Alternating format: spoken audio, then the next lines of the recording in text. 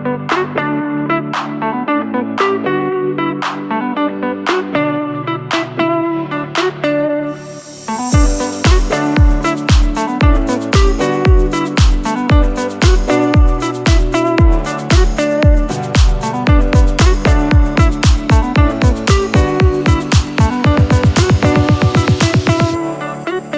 guys, how's it going? Shashank here. Welcome back to another video. Today we'll be talking about the Acer Nitro 5. How good of a laptop is it in 2021? There's a lot of things you need to know about this laptop before deciding if this laptop is for you or not. There's a lot of good things and there's a few bad things. Before we dive into that, let's start off with the basics. Let's talk about the build and available models. The laptop weighs 2 kgs and 300 grams and is said to have lasted an average of 10 hours. I don't necessarily agree with that, but more on that later. Let's talk about the specifications of the model I'm reviewing today. There's a Ryzen variant and there's an Intel variant.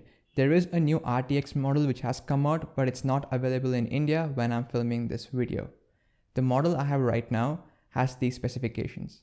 The laptop runs on i5 10th generation. It has 8 GB of RAM, 1 TB HDD, 256 GB of SSD. It has a 4 GB graphic card, which is the NVIDIA GeForce GTX 1650 Ti, and the screen has a refresh rate of 60 Hz. The laptop itself looks really beautiful from the front thanks to the RGB keyboard and that beautiful screen. From the back, it's just plain black and has red accents just to show it's a gaming laptop. Nothing quite fancy there. The laptop is made of a plastic body. It does feel sturdy, doesn't feel delicate. It's firm, you can't really have a lot of complaints with the build quality when it comes to this budget. The trackpad is a generic one, nothing quite fancy there. It does have 2 buttons. It's a regular trackpad. Since it's a gaming laptop, I'm assuming you'll be using an external mouse. But if you're going to use the trackpad, there's no complaints there. It works.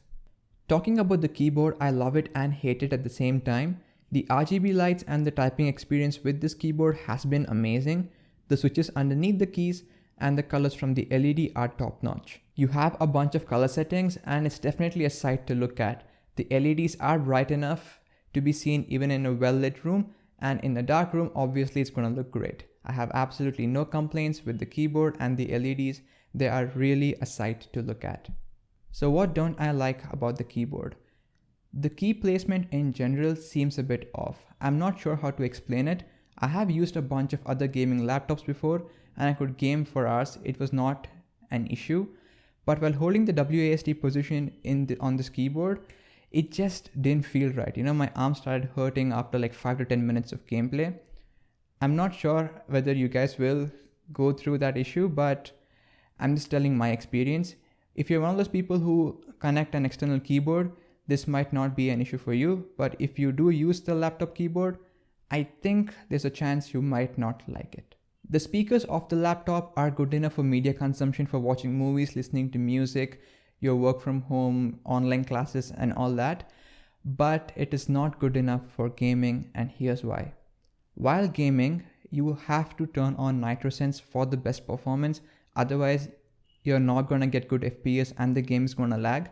So when you turn on max performance, the fan speed is so high and it generates a lot of sound. And because of that, the speakers while gaming is just not good enough. You cannot hear in-game audio and you have to connect some sort of earphones or headphones while gaming. The hinge mechanism of this laptop is really satisfying. You can just open your laptop with one hand instead of using both your hands. You guys know what I mean. Here's a sample clip to explain the problem. It's just these tiny things which actually make the user experience of a laptop so much more better than a cheap laptop. Now that we talk about the build quality, let's talk about who this laptop is for and till what extent can you push it. Firstly, the obvious one, it is a budget gaming laptop. I have included gaming tests towards the end of the video, so you can check that out for FPS details and stuff. But before anything, when using this laptop for gaming or editing, always turn on NitroSense and set everything to max performance. Make sure you connect it to a power source, otherwise it's too tough to use. I will tell you why as we go along with the video. Alright, you might not like listening to this, but it's the truth. I do not believe in gaming laptops. You buy a laptop for the portability factor, and a gaming laptop generally means that you're gonna game when you're out, right? The problem here is, and this is not with this laptop in general, it's with any laptop. Maybe if you pay over 2 or 3 lakhs, you might not run into these kind of issues, but laptops at this price range, regardless of which one you choose, you will face this problem. What is it? So to make the best use out of these kind of laptops, you have to set everything to max performance. To have the best gaming experience or the best experience while editing a video or something like that, you need to turn on NitroSense. You need to make sure the laptop is set to max performance and there's max cooling involved. When you turn these two features on, it drains the battery very fast. On a good day, you might get 2 or a maximum of 2.5 hours worth of usage when these two features are turned on.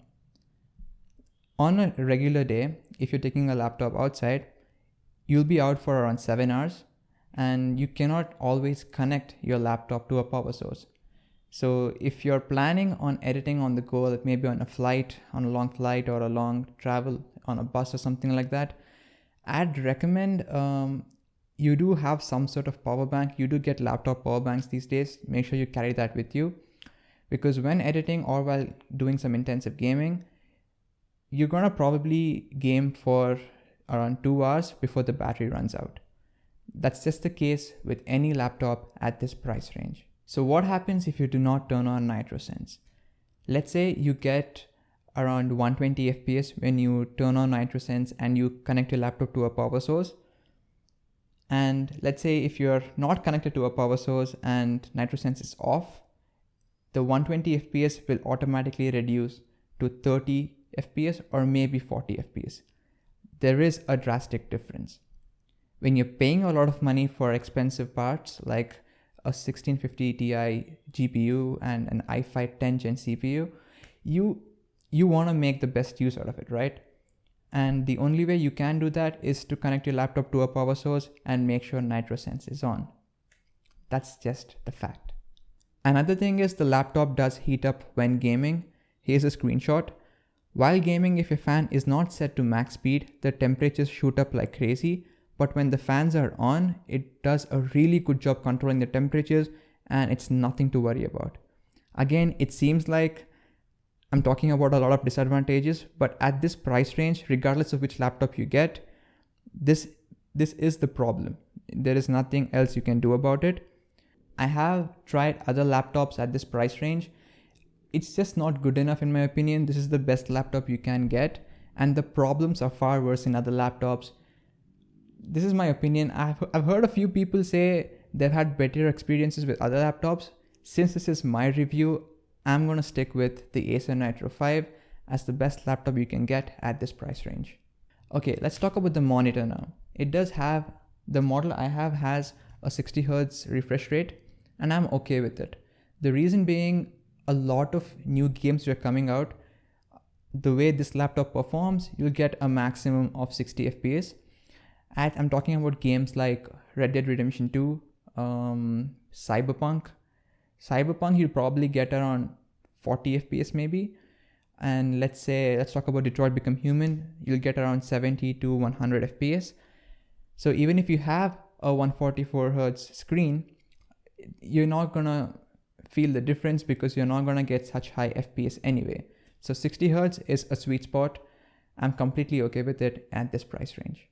Okay, lastly, let's talk about the battery. It gives 3 hours of usage with max brightness when you're watching a movie or casual browsing. You get 2 hours of usage if you're gaming in high performance. Yeah, I don't care what the company tells you, you do not get any more than that. The only way you can get 10 hours like the company claims is if you're checking your mail, browsing the internet, and maybe watching 2 or 3 YouTube videos. I have been using this laptop for 2 months now, and these are the issues I've faced. And if you would ask me whether I recommend this laptop or not, I'd 100% recommend this laptop. It is the best laptop you can get at this price range. The only thing you have to do is make sure your laptop is connected to a power source to get the best performance. Otherwise, you still do get a good performance from the laptop, but when you're gaming or doing some high intensive work, you'll probably get around 2 hours worth of usage. Okay, with all that said, here are a few benchmark tests, look at the FPS and decide whether this laptop is for you or not. If you made it to the end of the video, thank you so much for watching. If this video helped you out, please be sure to hit the thumbs up button and subscribe to my channel for more content like this. If you guys have any doubts, be sure to leave it in the comments down below and I'll be sure to help you guys out. Thanks for watching and I'll see you in the next one. Take care, guys.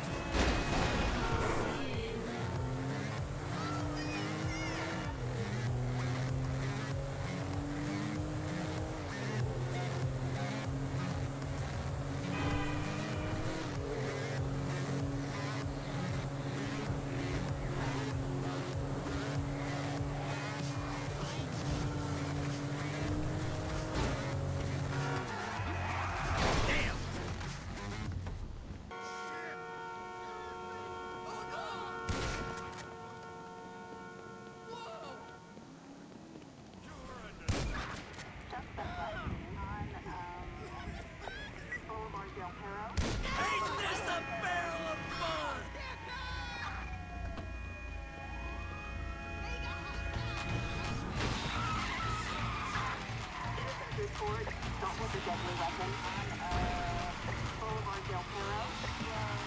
Del Perro.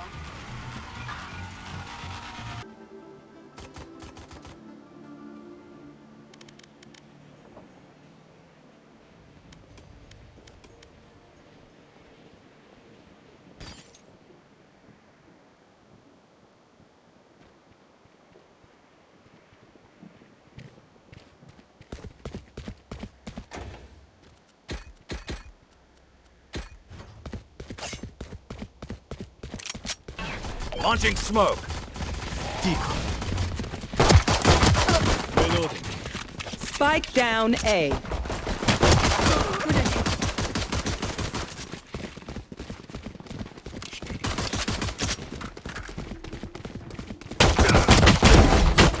One enemy remaining. Spike down A. Blocking sight. Spike spotted A. Yikes. That sucks. The MVP is mine. Let's do this.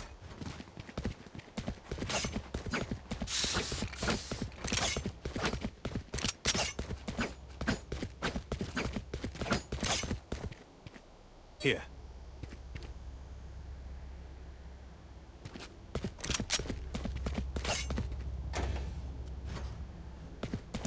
Stay safe. Cutting through. Smoke's down.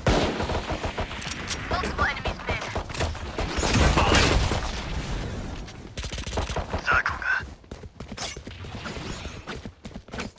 Decoy. Healing.